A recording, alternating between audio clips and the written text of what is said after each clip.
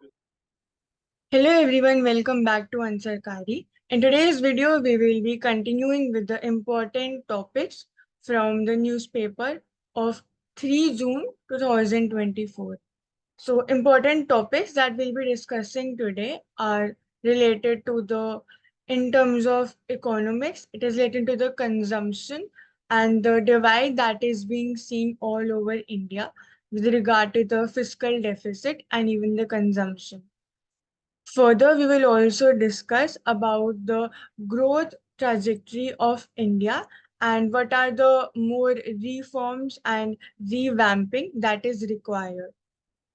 In terms of geography, one important article is related to the volcanic eruptions and how it is linked with the formation or perhaps depletion of the ozone layer. Further, we will also discuss about the energy transition that must take place. What are the important aspects of it with regard to the growth in terms of sustainable growth, in terms of green development.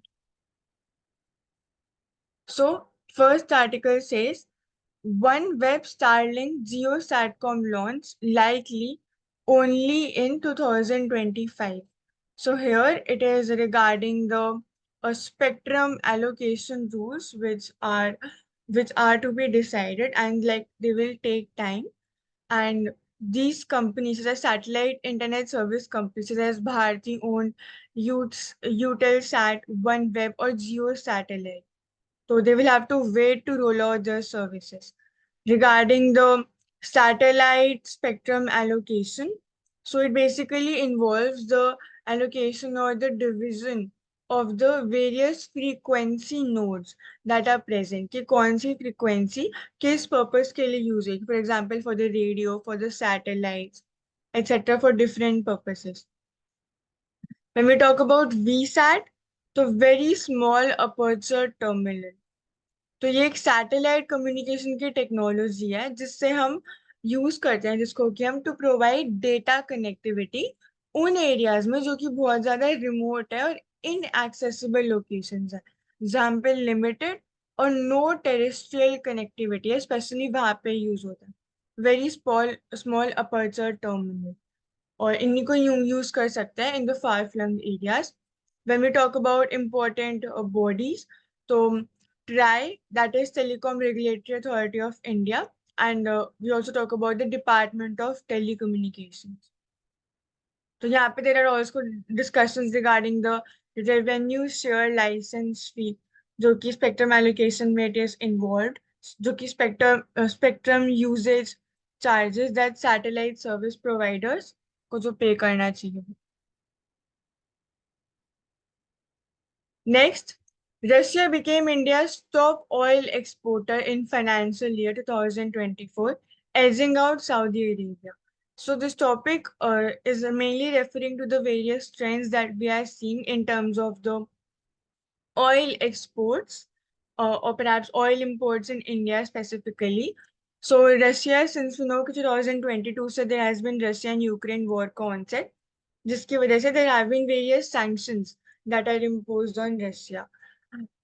In its repercussions, Russia is selling discounted oil like at low price to India. So as we can see here in this graph, K 2023 and 24 में they have raised drastically the imports in India. Other countries की अगर हम बात करें जहाँ से हम oil import करते हैं तो Iraq, Saudi Arabia, UAE, Qatar और US, these are the major countries. तो यानी कि मिडल ईस्ट कंट्रीज हो गई majorly, and then we also have US apart from these.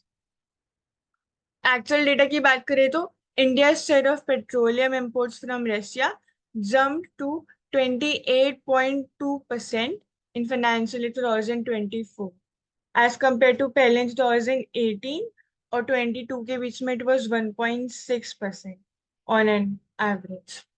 और इंडिया से अगर हम टोटल ऑयल इंपोर्ट्स की बात करते हैं तो 2024 में it is $179 billion.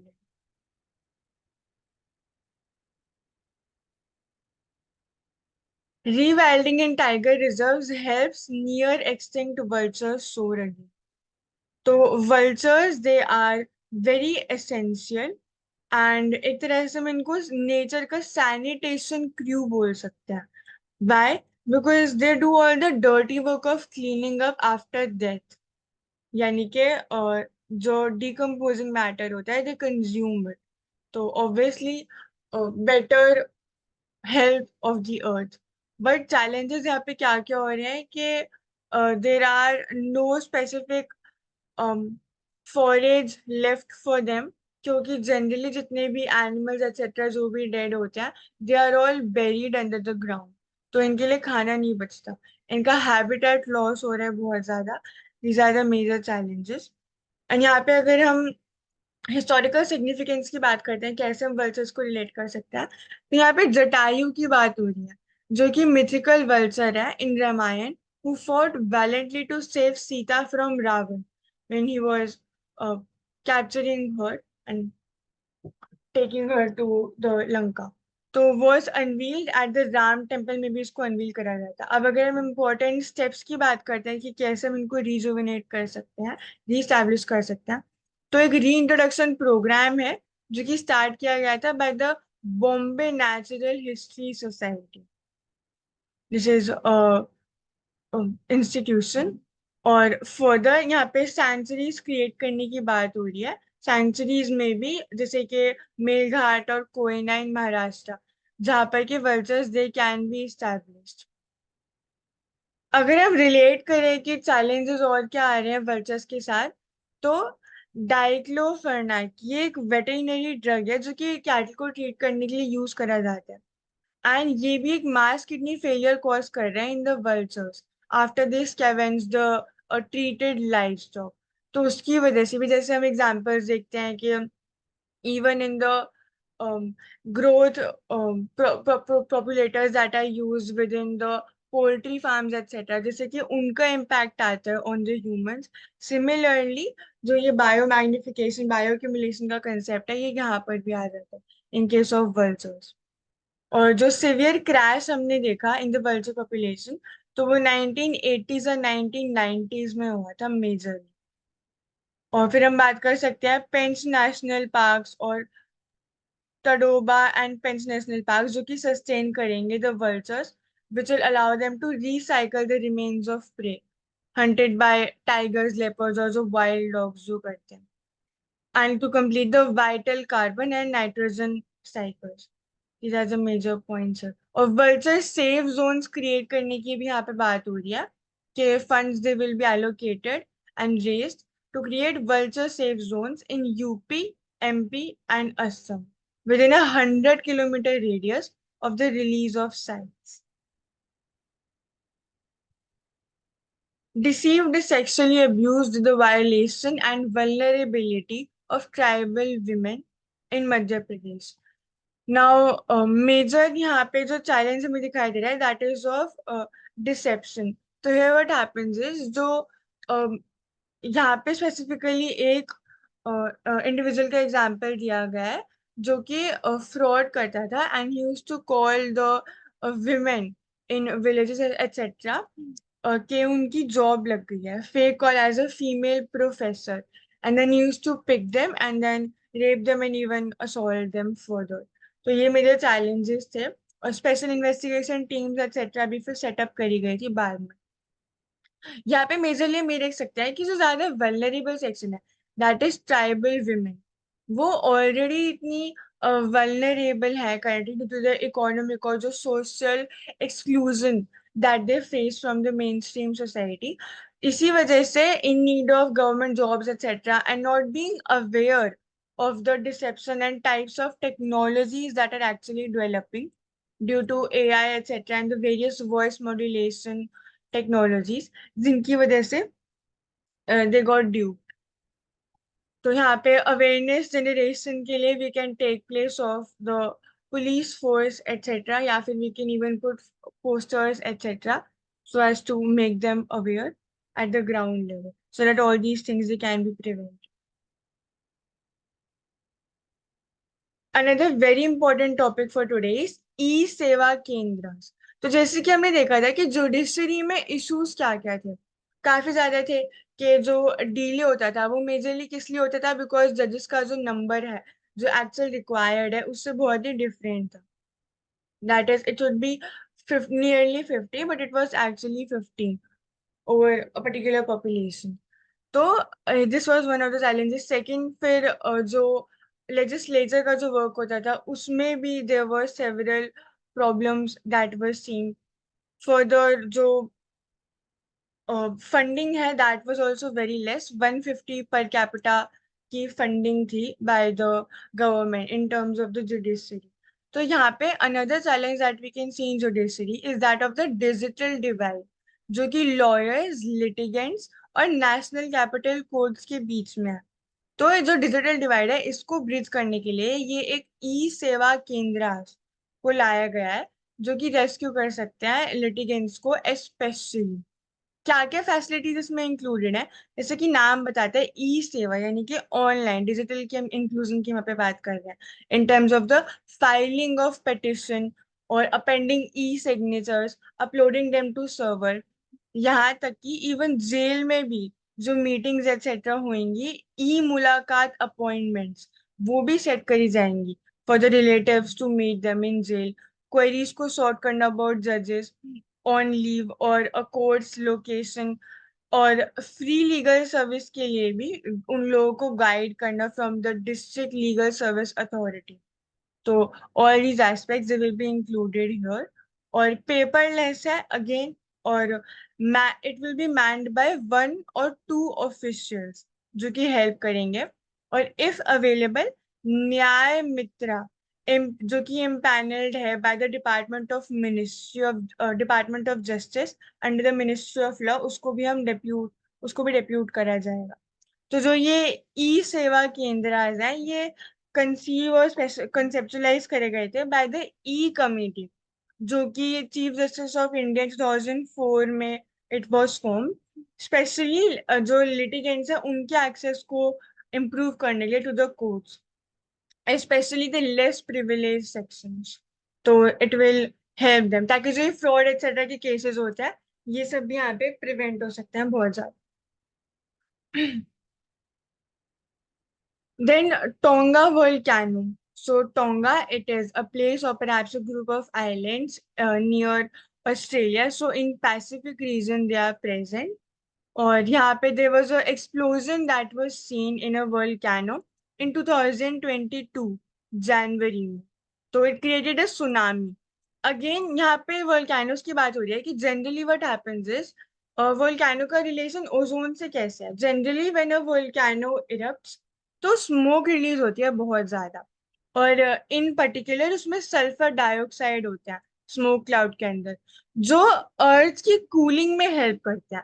अब सल्फर डाइऑक्साइड अर्थ की कूलिंग में कैसे हेल्प करेगा, क्योंकि वो सल्फेट एरोजोल्स में कन्वर्ट हो जाते हैं, यानी कि water molecular types aerosols sulphate के, जो कि सनलाइट को वापस भेज देते हैं, यानी कि सनलाइट को ट्रैप और जो एक्चुअल एनर्जी का जो नेट जो एनर्जी होती है जो सन सन देता है अर्थ को, वो उसको वापस रिफ्लेक्ट करने में हेल्प करता है।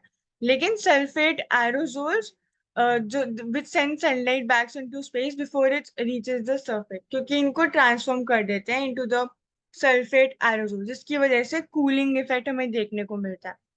लेकिन ये जो शेडिंग इफेक्ट है, this is only till the sulphate falls back to the ground या फिर वो रेन आउट हो जाता है।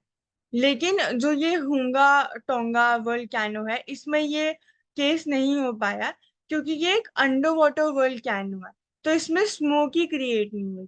अब अगर स्मोक क्रिएट नहीं होगी या फिर बहुत कम स्मोक क्रिएट होगी तो उससे सल्फर डाइऑक्साइड का क्रिएशन नहीं होगा। सल्फर डाइऑक्साइड का क्रिएशन नहीं होगा तो सल्फर एरोजोल्स में भी कन्वर्ट नहीं होंगे वो, जिसकी वजह से हमें कूलिंग इफेक्ट नहीं देखने को मिलेगा।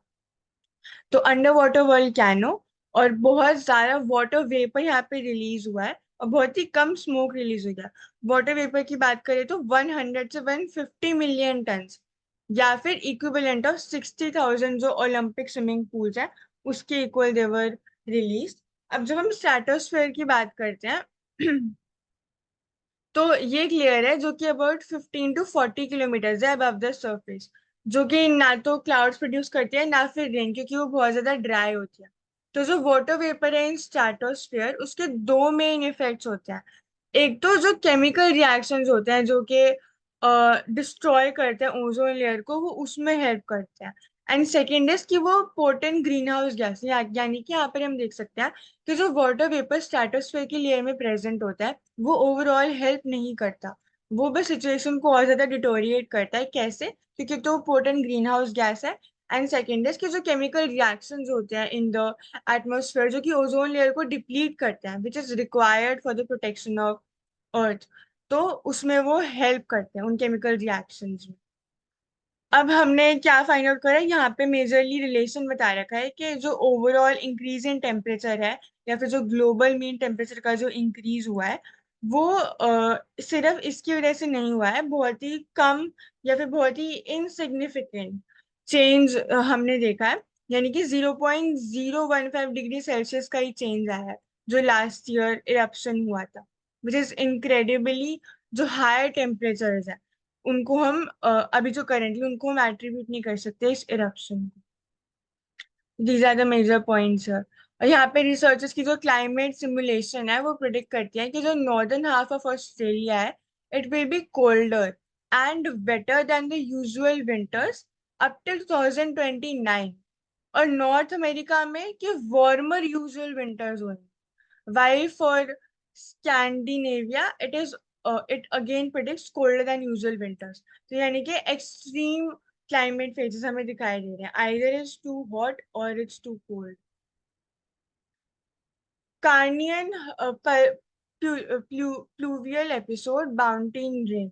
तो here it is regarding the pluvial episode, या फिर इन द ट्रायासिक पीरियड जहाँ पे it rain for more than a million straight years. तो लगातार यहाँ पे रेन हुई थी, जिसके बाद जो एज ऑफ डायनासोर्स है वो स्टार्ट हुई थी। और ये इतना भी मेजर इवेंट नहीं था, लेकिन any one of the planets 5 mass extinctions. तो उन्होंने सर्टेनली जो ये कार्नियन प्लूवियल एपिसोड है, इन्होंने सर्टेनली ऑल्टर करा था इस पाथ ऑफ एवोल्यूशन को for both terrestrial and marine flora and fauna. फिर सुपर कॉन्टिनेंट पैंजिया की हम बात करें तो this was the land part which we refer to as on earth. Next topic, so we already discussed regarding the decrease, mostly like 33% is a decrease, or not decrease, the representation. It is just nearly 33% or 30%, 27% in the leadership positions of women. तो यहाँ पे हम बात करते हैं कि when you talk about employment or the involvement in the STEM sectors, etc., so that has been significantly increasing, but leadership positions such as in startups, etc., वहाँ पे there are less positions that are being taken by women. When we talk about the charts, so across the workforce ज्यादा representation हमें देखने को मिल रही है in all the years 16 से लेकर 24 तक। बट अगर हम सीनियर लीडरशिप पोजीशंस की बात करते हैं तो it has increase by 1 to 2% in the previous 8 to 8 years approximately. But जो सीनियर लीडरशिप पोजीशन है उसमें there has not been a significant increase. और अगर हम सेक्टर्स की बात करें कि कहाँ पर कितना ज्यादा है, तो रियल एस्टेट और इक्विपमेंट रेंटल सर्विसेज में इट इज स्टिल हाई, यानी कि एंट्री लेवल पे it is high, but later on वो it deteriorates when the position it increases like senior manager director. And maximum जो है that we can see it is in the wholesale manufacturing के cases में जो it is the maximum representation. So this was about it. Next topic is regarding the inequality and growth. So we have already discussed regarding the wealth tax on inheritance tax का जो dispute है कि is it okay if we tax the wealthy, or if we tax on the basis of the wealth or the inherited uh, or the inheritance of a person. So is it okay to tax it? तो currently India में नहीं है wealth tax और inheritance tax, but there were propositions that it should be proposed. क्यों? So that the inequality it can decrease. And यहाँ पे there is a debate कि inequality क्या वो एक्चुअल में जो ग्रोथ है उसको लीड करती है या नहीं, वो उसको कैसे इम्पैक्ट करती है, क्या रिलेशन है। तो there was one argument regarding redistribution जो कि हमें इकोनॉमिक जस्टिस आर्टिकल 39 में भी हमें दिखाई देता है, इकोनॉमिक जस्टिस का कंसेप्ट। तो रीडिस्ट्रीब्यूशन में देयर वाज अ डिस्प्यूट कि एक्चुअली जो रीडिस्ट्रीब्यूशन या फिर जो हम वेल्थ को वेल्दी को अगर हम on the basis of wealth and inheritance अगर टैक्स करेंगे तो जो ज्यादा इम्पैक्ट है वो मिडिल क्लास पे ही आएगा as compared to the rich section. क्यों? Because they can sell and of course जो cases होते हैं they can, फिर जो रियल एस्टेट है प्रॉपर्टीज का जो बाइंग एंड सेलिंग है that will also decrease a lot. तो that is not an appropriate solution and ज्यादा जो इम्पैक्ट है वो मिडिल क्लास पे होगा। Rather, what that article suggested was regarding the economic freedom that should be given, ताकि हम inequality को टैकल कर सके। inequality कैसे हो सकती है? मतलब इकोनॉमिक फ्रीडम कैसे इंक्रीज हो सकती है of the vulnerable sections? It can be done by the direct benefit transfers like cash के थ्रू। फिर माइक्रो फाइनेंस पे हम फोकस कर सकते हैं जो कि specially targets the a weak section, and these are some of the measures. And also regarding education and health, इन पे जितना ज्यादा फोकस होएगा उतना ही better will be the opportunities of economic freedom and जो financial literacy है of management of the money that one has, that will also increase. Here this article suggests कि the inequality and growth का जो relation है उसमें majorly what happens is कि there is a monopoly that is created with regard to the production of the products that majorly take place in factories etc. और उसकी वजह से जो prices होते हैं वो market determined नहीं होते, वो इंस्टेड जो डोमिनेंट प्लेयर्स होते हैं उस मार्केट में उनके थ्रू डिसाइडेड होते हैं वो जो प्राइसेस होते हैं due to the minimal government interference also. और मेजर जो इसका रीजन है बिकॉज अगेन एक मोनोपोली क्रिएट हो जाती है due to their wealth etcetera. तो यहाँ पर इस article suggest that there should be taxation on wealth, but that also should be for a limited, at a limited point, till a limited point only. It should not exceed that much. तो when we talk about the greedflation, तो greedflation यहाँ पे एक term है जिसका मतलब है कि जो कंपनीज है they raise prices to increase profit margin in the wake of multiple demand and supply shocks due to the pandemic, और जिसने ये कंट्रीब्यूट करा है to the high rates of inflation in the West. तो greedflation is the term here. तो यहाँ पे basically monopoly को कर्व करने की बात हो रही है एंड ये कैसे हो पाएगा? बाय टैक्सिंग और by taxation on the wealth. Then again multiplier effect की बात हो रही है जहाँ पे when first there is investment that is done by a firm, जब वो स्टार्ट करती है फिर जो प्रोडक्ट्स क्रिएट होते हैं the products they are sold, again when the products are sold उसके बाद the income it also increases of the sellers. और जो मेन जो रियल इनकम है या फिर जो कंजम्पशन पावर है वो रिड्यूस हो जाती है ओवरऑल ऑफ द वर्कर्स। तो यहाँ पे अगेन कैपिटलिस्ट मोड का भी यहाँ पे रेफरेंस दिया हुआ है रिगार्डिंग, जिसमें अब अगेन अगर हम बात करेंगे कि जो ये इनइक्वालिटी है ये अफेक्ट होगी लाइक जॉब क्रिएशन अफेक्ट होगी और रिड्यूस इंटेंसिव होंगे अगर हाई टैक्स रेजीम होती है तो, और इन्वेस्टमेंट और जो जॉब्स है उनमें भी they will be a decline, but it will B only up till a certain limit, क्योंकि जो इन्वेस्टमेंट होती है वो फ्यूचर प्रॉफिट की एक्सपेक्टेशंस की वजह से होती है, लेकिन जो वेल्थ होती है वो जो पास्ट प्रॉफिट्स है उनके अक्यूमुलेशन की वजह से होती है। और जिस इकोनॉमी में ज्यादा एक्सपेक्टेशंस है प्रॉफिट वो इंश्योर करेगी कि जो बिजनेस है वो इन्वेस्ट कर रहा है even if the wealthy are taxed. तो यहाँ पे बेसिकली मोनोपोलिस को कर्टेल करने की बात हो रही है regarding the redistribution. Next article is regarding the Andhra Pradesh bifurcation. तो we know कि 10 years ago यानी कि 2014 में ही the state of Andhra Pradesh it was divided into two parts. जिसमें एक तो it was Andhra Pradesh itself and the second one was Telangana, जो कि न्यू फॉर्म हुआ था। तो अगर हम थोड़ा बैकग्राउंड की बात करते हैं तो अ, जो ये दो रीजन्स हैं इनमें ज्यादा डिफरेंस नहीं है, ये डिफरेंट रूलर्स के अंडर थे। सिर्फ 150 ईयर्स से, उससे पहले तक ये गोलकोंडा और हैदराबाद के अंडर ये रूल हो रहे थे for a long time. And बाद में क्या हुआ, जो निजाम थे, he gave away the coastal districts and the ceded districts that came to be called Rayalaseema to the European powers.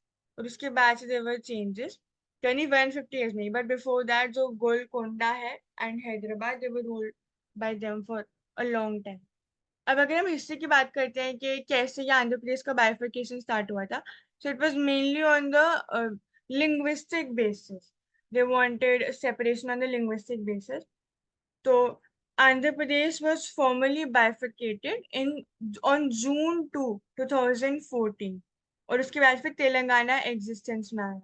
Starting कब से हुई थी? 1956 में, जब इनका फॉर्मेशन हुआ था, जब ये दोनों साथ में थे।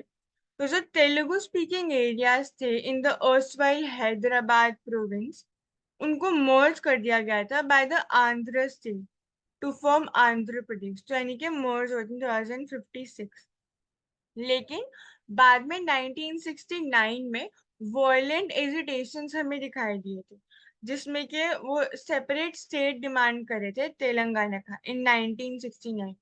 उसके बाद फिर के Chandrashekhar Rao, like chief minister of Telangana, he has been the chief minister of Telangana, and he also like started this protest और न्यू टर्न ले लिया था 2001 से ही। फिर जुलाई 2013 में क्या हुआ था, प्रपोजल सेट करा गया तेलंगाना के क्रिएशन का, और उसको अप्रूव कर दिया गया by the UPA coordination committee due to the agitations that were taking place or the center of the pro Telangana movement. तो फिर डिसाइड हुआ कि जो न्यू स्टेट है उसमें 10 डिस्ट्रिक्ट्स होंगे, और जो हैदराबाद है वो जॉइंट कैपिटल रहेगी फॉर 10 years, यानी कि 2 जून 2024 तक। And now again the disputes etcetera और डिसीजन मेकिंग का जो प्रोसेस है, it has again राइज कि अगेन कैपिटल से रिलेटेड भी, एंड अगेन कौन सी कैपिटल रहेगी, कौन से जुरिस्डिक्शन में क्या चीजें होंगी, mainly law related, legislation related. These are all the major points. And what this article suggest is कि there is a more need के one another challenge that comes when we bifurcate, और जो state का जो reorganisation होता है जब वो टेक प्लेस करता है, तो another challenge is regarding the representation. क्योंकि अगेन अगर state if it is very small, come district है, कम पॉपुलेशन है, तो उनका जो रिप्रेजेंटेशन है और जो उनकी पॉलिटिकल पावर है, उसमें भी there will be a impact that can be seen. Because nearly when we say in India, तो there is a particular set criteria population basis जिस पर की the states are created. Here, one another point that was highlighted was regarding the linguistic basis की वजह से जो creation होता है of the disputes or in the state, या फिर linguistic basis की वजह से जो डिमांड कर जाते हैं reorganization, तो क्या वो एक रिपब्लिक के लिए ठीक है, और क्या और रीजंस हो सकते हैं कि अनदर वे से हम उनको टैकल कर सकते हैं। Next, forsaken, marginalized, and forgotten. So, majoritarian nationalism is the first key term that is written here, and it is reshaping Indian politics as it is mentioned here. So, this article or this topic, it mainly highlights that the representation of Muslims in the legislature of India, it has been decreasing.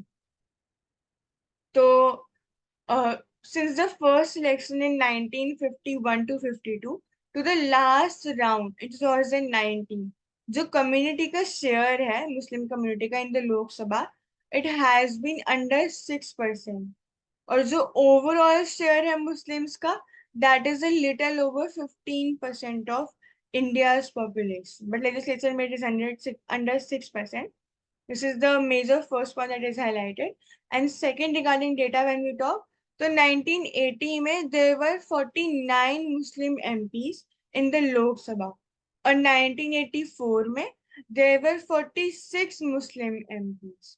तो यानी कि there was a decrease of 4 MPs in 1984. और तो फिर बाद में increase भी हुआ था, लेकिन 2014 it was 23 MPs और 3 people और 3 individuals they increased in 2009.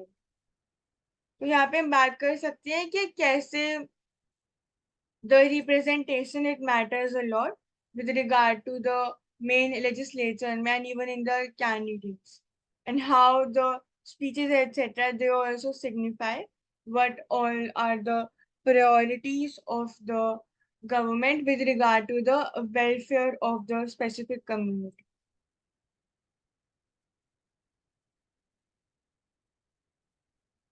Next a new kind of green. तो पॉलिसी फ्रेमवर्क की यहाँ पे बात हो रही है जिससे कि हम एक्सेलरेट कर सकते हैं ग्रीन एनर्जी ट्रांजिशन को. मेजर 2 पॉइंट्स जो कि इस आर्टिकल में हाईलाइटेड है. फर्स्ट इज कि जो इंक्रीज इम्पोर्ट डिपेंडेंसी है इंडिया की on other countries for petroleum. तो फर्स्ट इज उसके regarding. And second is regarding the focus on acceleration in the transition to clean renewable fuels. उसके लिए यहाँ पे डोमेस्टिक प्रोडक्शन और मैन्युफैक्चरिंग को बहुत ज्यादा प्रमोट करने की यहाँ पे इस आर्टिकल में बात हो रही है. अब इम्पोर्टेंट मिनिस्ट्रीज क्या क्या हो जाती है. मिनिस्ट्री ऑफ पेट्रोलियम और कोल, they become the important ministries in managing these.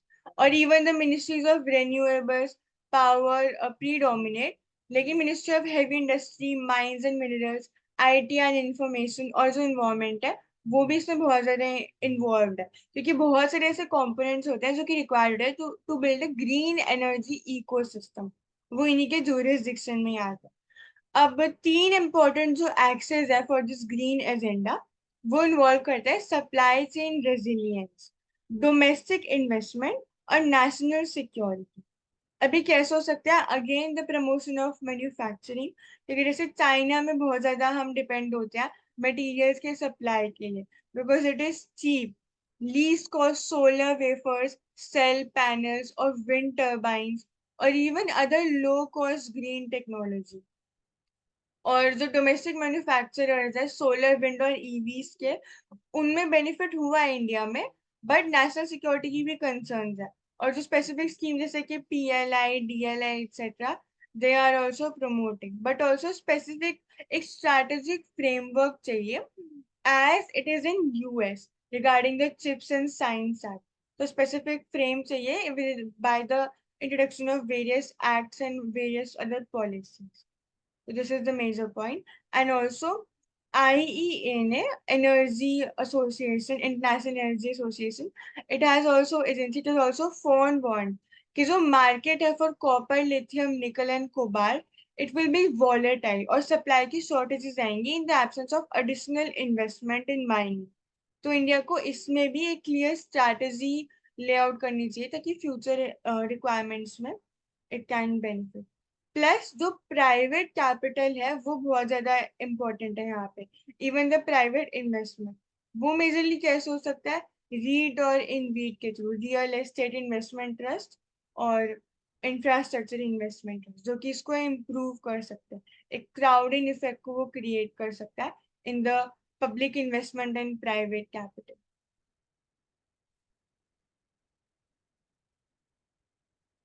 Next is regarding the GDP की जो ग्रोथ है उसमें क्या हमें मेन पॉइंट्स यहाँ पे हाईलाइट हो रहे हैं कि the growth has taken place. It is a good point here कि 8.2% की ग्रोथ है 2023 से 24 में as against 7% of the GDP that was in 2022 से 23.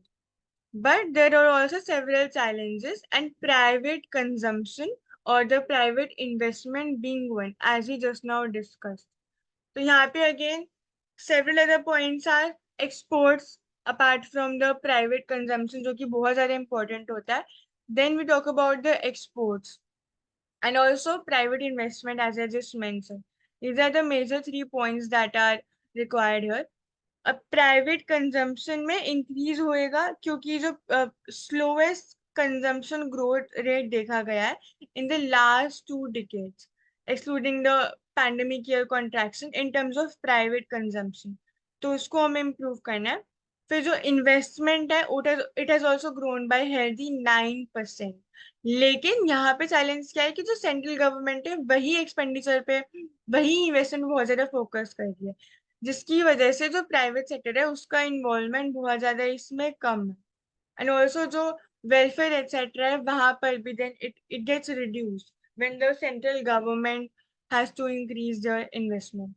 Third is regarding the exports, as we just now mention कि एक्सपोर्ट इम्पोर्ट डिपेंडेंट है India, तो export को ज्यादा इंक्रीज करने की यहाँ पे सजेशन दिया गया है, specially with regard to merchandise exports, यानी कि जो एक्चुअल टैंजिबल एक्सपोर्ट्स होता है, बिकॉज सर्विस सेक्टर में India has remained very healthy in terms of service exports, लेकिन मर्चेंडाइज एक्सपोर्ट में there has a pinch of decrease with regard to the global slowdown जो कि हमें दिखाई दे रहा है majorly due to the geopolitical situation. तो अगेन यहाँ पे the measures that are suggested are कि स्पेसिफिक हम सेक्टर्स को टारगेट कर सकते हैं ताकि उनमें इन्वेस्टमेंट होए एंड इंसेंटिव्स वगैरह भी दी जाए उसमें। फिर जो next is regarding the US China का जो ट्रेड रिलेशन है उसकी वजह से भी there is a impact that is seen, so that must also be managed by the policies। और जॉब अपॉर्चुनिटीज को भी एज अ प्रायोरिटी में सेट करना चाहिए apart from the consumption growth that is being looked forward to. This article or this topic is also regarding the GDP growth itself. Here also regarding the quality of jobs, boosting employment, it becomes important. And employment is still okay, but even the quality of jobs, it matters because अभी वो भी एक concern है because major जो stake है that is in agriculture itself. तो वहां से we need a shift और एक कैपिटल इंटेंसिव टेक्निक्स और सेक्टर्स में it is a requirement. These are the major points etcetera. और हायर टैक्स रिवेन्यूज और जो एसेट सेल्स है उनकी वजह से भी जो डेफिसिट्स हैं they will reduce the fiscal deficits in India. Next, monetary policy committee likely to leave repo rate unchanged. तो यहाँ पे monetary reserve bank of India की जो मॉनेटरी पॉलिसी है that is mainly regarding the कितना circulation हो रहा है of the money in the particular country, जो वेरियस रेट्स एक्सेट्रा है वो मॉनेटरी पॉलिसी ही डिसाइड करते हैं, that is under monetary policy. और जो रेपो रेट है वो अभी स्टेडी है। Repo rate is the rate जिसपे कि bank it lends money to the RBI, it lends money to the banks to meet the short term funding needs। तो यहाँ पे एक स्टिकी फूड इन्फ्लेशन दिखाई दे रही है, यानी कि स्टिकी मीन्स बहुत टाइम से जो फूड इन्फ्लेशन है वो चेंज नहीं हुई है, it still remains a threat to the inflation. और जो हमारा मेजर टारगेट होता है दैट इज 4 ± 2, यानी कि 2 to 6% is the major overall target of inflation. तो उसको कर्व करना इट बिकम्स इम्पोर्टेंट। और इससे क्या होएगा अगर अनचेंज रहेगी तो ये relief as a relief work करेगा टू द बोरोवर्स, ताकि जो उनकी EMIs एक्सेट्रा है they also will not increase.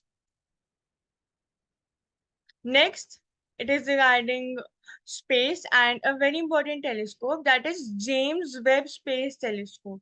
तो ये नासा का एक टेलीस्कोप है। ये इतना इम्पोर्टेंट क्यों है? Because it is the largest telescope and बहुत ही ज्यादा एफिशिएंट है ये, और इतना ज्यादा ये प्रोमिनेंट है कि even it can track down के पास में जितने भी हिस्ट्री में जो भी गैलेक्सीज का फॉर्मेशन हुआ है etcetera what ever instances that have taken place millions of years ago, that also it can track। तो James Webb space telescope JWST is its name।